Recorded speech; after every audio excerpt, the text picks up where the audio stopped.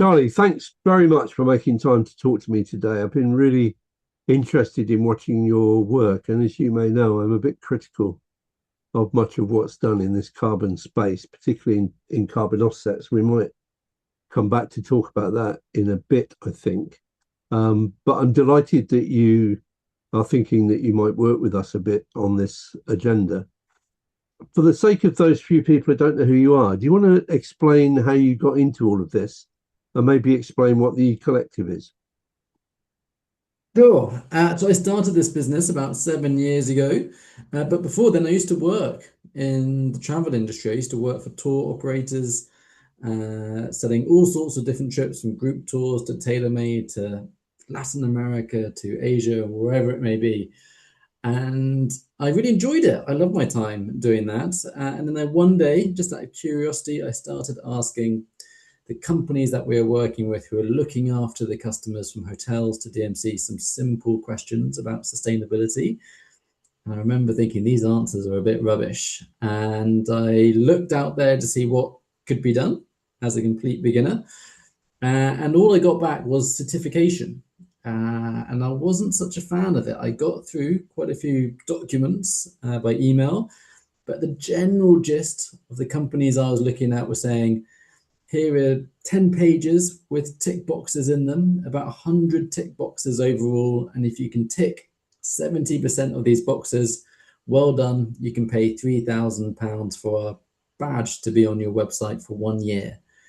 And I looked through it and I could tick 70% of the boxes already. I hadn't changed anything. And that's not how I see sustainability. For me, sustainability is a bit endless. It's a bit unforgiving. It never ends in terms of there's always something better we can do. And so actually what I really liked is to take a marketing approach to sustainability. So if you go to a marketing team, they're typically talking about how do we increase our website traffic from this figure to that figure? And these are the actions we're going to do to hopefully get that result. And that's what I want to see sustainability to be more of. See it as a performance metric. How are we performing this month when it comes to sustainability? And most importantly, how can we be performing a little bit better this time next month or next year? Some point along that journey, I ended up just purely focusing on carbon. My brain was too small to cover all parts of sustainability. And actually, I think some of my skills naturally fitted more to the mathsy side of carbon than perhaps the other parts. And so that is what I do today. I measure the carbon footprint of travel companies, and whatever the results are, the good, the bad, the ugly, the aim is always the same. How can we viably make this a better score next year? And better for us means a trip that has a smaller carbon footprint. And so that is what we do. So, I mean, it seems to me there's a natural connection there with what we do with responsibility. I got into this really in frustration around the end of the last century, and everybody was talking about sustainability, and the word just tripped off people's tongues. And I remember one tour operator explaining to me when I asked how he knew it was sustainable, he said, "Well, I'll still be able to do it next year." And I thought, I don't think that's quite what the UN system said when they defined sustainability. And you'll know the problem, which is you can't really determine whether what you're doing is sustainable or not, because you can't know what future generations are going to need. What we do know is we're running down the Earth's resources very rapidly, and there's no reason to think that we're currently on a sustainable path at all. So I've ended up very much, I think, in the same place as you are, which is focusing on what people can do to reduce their negative impacts and increase their positive impacts, which seems to me all that any human being can do. But the particular problem about carbon, it seems to me, is that the economists always define the polluting effects of burning fossil fuels as an externality, not something that the business should necessarily be responsible for. But it seems to me that inherent in your work and in mine is the assumption that people can't get off that lightly. If they're burning fossil fuels, they have to take responsibility for the polluting effect of those fossil fuels that they're burning. Is that the way you see it? And therefore, it comes down to individual responsibility in the end. Yes, yeah. If I got really geeky with you and we looked at how I measure the carbon footprint of a company, one of the things I do at the end of a project is I take your total footprint and I divide them into three sections called Scope 1, Scope 2, and Scope 3. And that what that is telling me is how much of your footprint do you have complete control over? What could you, Harold, fix in the next month? And it's if you don't change it, no one else will. And which part of your footprint, which is scope 3, could you perhaps influence, but you don't have control over? So an example of that would be if you were flying to South Africa on British Airways, that is scope 3. You are not the one buying the petrol that goes into the plane. You could perhaps write a nasty email to BA to be like, you got to do better when it comes to this, but they might ignore you. And so I would say you can only influence BA, you can't control them. Whereas perhaps something like how is your home heated or what car do you drive? That would fall under scope 1 and 2 where you have more control over it. So everyone's footprint, there are elements of it so you have more control over than others. And when it comes to businesses, it's quite useful because it helps us realize where should a company be focusing on their action and who can we be a bit nicer to and who should we be a bit stricter to. So for example, a cruise ship, a lot of them have control over the fuel that goes into their ship. They should be focusing on that and they should be judged a bit more closely compared to perhaps a tour operator who actually only has an office, but most of their emissions come from the services that they buy from other companies. It's a little bit confusing on that, but there are distinctions in place. So you shouldn't be panicked about thinking, oh my God, I can't do anything about this anyway, because that comes out in the results a little bit and the plan is then adapted accordingly. The last thing on that, Howard, I'd love to do and mention to people is the fact that if you want to have impact, I really think you have way more impact at making change at the business that you work at rather than personally at home. If you were to look at your own personal footprint, it might be 10 tons, but the business that you work in for most people, it's going to be 100, maybe 1,000 times larger. So when this game of looking at progress rather than perfection, yes, you could absolutely go vegetarian and that will make a difference. But making one small tweak to how your business operates could be a saving of thousands of tons of CO2 if done rightly. So if you've only got an hour of time to put towards impact this week, do it at work because it'd be 10 times as big. So for you, I mean, the bête noire in all of this for me has been carbon offsetting. The assumption that you can somehow clear your own conscience by asking somebody else to offset on your behalf. Do you know of any good offsetting schemes? Yeah, I think there are some good ones. It's a minefield. So to be honest, probably about 5 years ago, we had lots of clients who wanted to work with us to measure and reduce their footprint. And they wanted to go above and beyond. They also wanted to offset it. And I was starting to think, hang on a minute, can I make some money off this? I can charge them 20%. And actually, each time they buy an offset, I get an extra couple of pennies in my bank account. So I started researching it, thinking which ones could I sell to these clients here and are there enough of them? And the more I read, the more uncomfortable I got with the small print behind the scenes about what was actually happening. My worry was that what was being said on the tin wasn't happening in reality. Now, offsets come at different graded levels. You've got your A star offsets, you've got your C star, and then you've got your F graded offsets in there as well. They're a little bit linked to price. And if you buy an A star offset, you are pretty much doing something that's quite scientific and backed up and will take out those emissions from the atmosphere.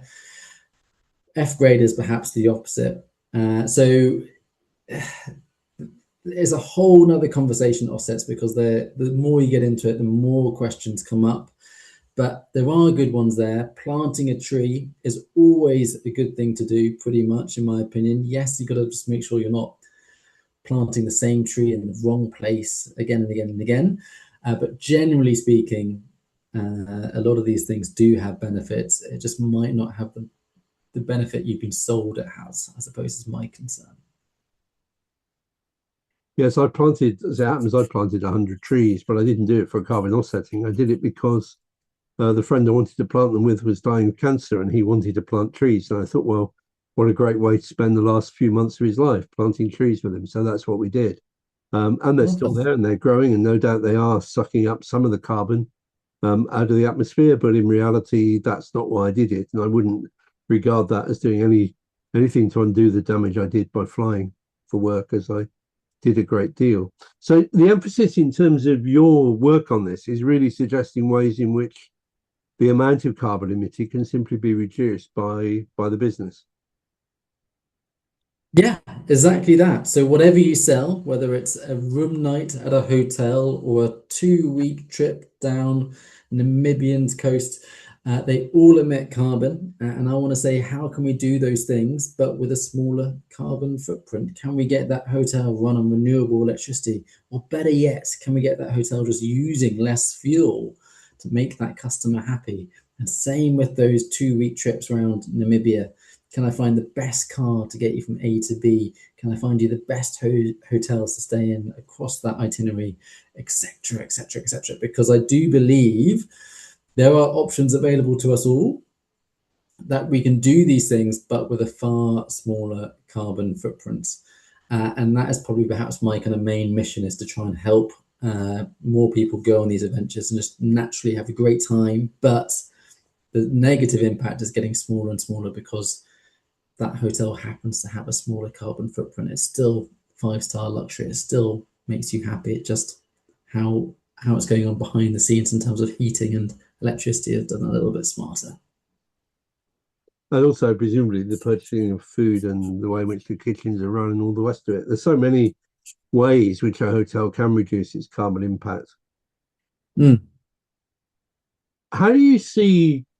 I mean, I suppose I'm a bit of a pain in the arse on this issue, but I still think what we need to see in aviation is a step change and a move to new fuels. All the messing about with SAF and all the rest of it is clearly not going to deliver what people need. How do you see hydrogen, just as a matter of interest? Well, I think there's just generally within the aviation industry, there's a bit of a lack of or leadership, but kind of like putting their head in the sand a little bit. So every airline have got a really snazzy sustainability page, and they've got these graphs showing that by 2050 they're going to have a tiny carbon footprint.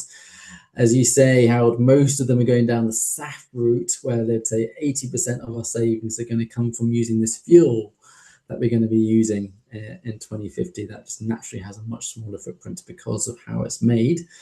It doesn't add up. SAF at that scale is not an option. It could work if only one airline did it, but if every airline wanted to do it, there's not enough land on planet Earth to grow the crops that will then turn into SAF, and there's not enough waste oils that could also be used into that. So SAF as an industry solution does not make sense.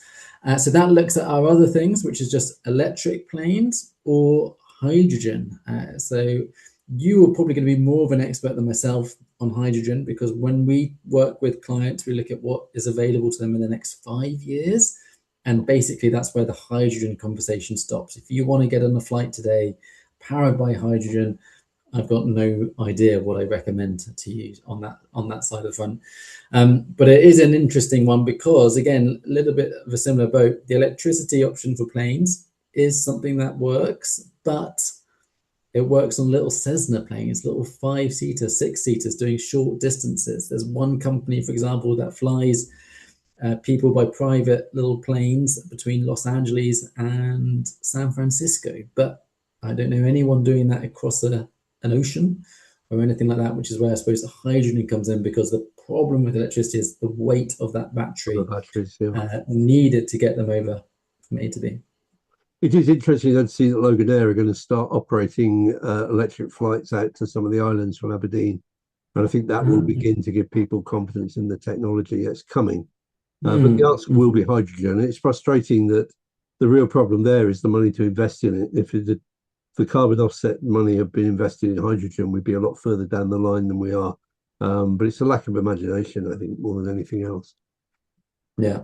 Charlie, one of the reasons for doing this interview with you is to celebrate the fact that you're going to be joining us on the ICRT Global website, really providing the carbon component of our work, which is giving people advice on how to cut their carbon emissions throughout the business. Do you want to just say something about what you'll be offering? On our course, we kind of focus on action a little bit. I do typically start off with 5 minutes of depressing news about the state of planet Earth. But if you stay with me till minute 6, the focus is on action. What can you do, particularly within your business, that will make customers happier and reduce your carbon footprint? You do need to get a little bit geeky with me, but it's all stuff that we know and do in our own particular jobs. And I hope our focus on just purely focusing on the travel industry makes all the actions far more relevant and actionable. As you said, Harold, the aim is not just to estimate our footprint and then offset it. The aim is for you to leave that course thinking, I suddenly see all of these opportunities. I could change this to that, and that's going to make customers happier and reduce emissions. I could change this to that, and my employees are going to be happier, but also I'm going to reduce emissions too. So the aim of the course is all about action, to make people suddenly see, well, what can they do to make perhaps their scores 5% better next year, or 6% better next year. We're not talking about revolutionary change. We're not focusing on saying you can't fly your customers anymore. We're not saying you can't do this and you have to do less of that. The aim is, how can we do things better?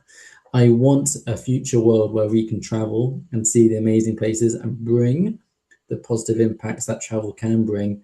I just want us to do it with a slightly smaller negative impact, which for me is the CO2 that's emitted and going in the air at the moment. So there's one final thing I wanted to ask you about as we come to the end of this interview, and there may be something you want to add at the end.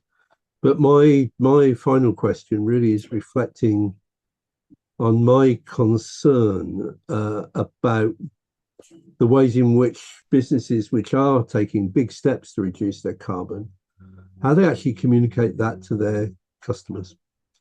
Because to some extent it is geeky. I'm always very impressed by the fact that carbon offsetting never really took off. I think it's about 8% of people believe in carbon offsetting. Certificated agencies plus about 8% of the consuming public seem to believe in it, which I think is an indication of the brightness of most of our consuming public. They have never been conned by it. But do you have examples of businesses which have successfully communicated the ways in which they've been able to reduce their carbon emissions so that the consumer actually knows what they're doing? Because I think that's one of the gaps in what we currently do. Well, I would say we currently do it, but we do it really badly. So most of the customers, if we're being frank, do not care about the CO2 emissions of their trip. It's maybe on their list of what they're interested in, but it's way further down than the cost of it in the first place. Are they going to have a fun time? Does it fit in with their own personal calendar and what they want to do? So how we communicate it to the customer should be done in a way that kind of highlights the benefits to them. The example I have to mind is hopefully a little bit applicable, but taking a very small case study. So we had, for example, we had 2 companies that both offered meals as part of their venture. One company said, okay, on the Monday, we're going to have meat-free Monday. All the meals are going to be vegetarian because we want to lower the carbon footprint of our trips. The customers kicked off. They're like, I paid loads for this holiday. You can't tell me what to eat, blah, blah, blah, blah, blah. They were not happy. Now, what was interesting is that another company did exactly the same, but they marketed it very differently. They focused on the benefits. We're going to do a farm-to-table local seasonal tasting for lunch today. Yes, it just happens to all be vegetables because those are all what's in season at the moment. It's all grown locally. You get to meet the farmer who's been making this produce, and this menu is delicious, but also it's been designed to make sure that you got lots of energy for this afternoon cycling activity, so you're not going to be falling asleep at the wheel. It was exactly the same meal in both situations, but how it was received, it was very different because it's all about how we tell it. So where my quick tip to anyone would be focus on these things called co-benefits. If you want a supplier or a customer to do the more low carbon option, sit there and think, why is this better for them? Purely and simply, like, is this flight quicker? Is the train more comfortable for that particular route? Is it cheaper? If so, that is your messaging, not the fact that it has a lower carbon footprint, and you'll be far more successful in the uptake. We are going to focus again on, in the Responsible Tourism Awards, on the climate change agenda. And I'm hoping that we'll see some examples of these kinds of communication packages coming through.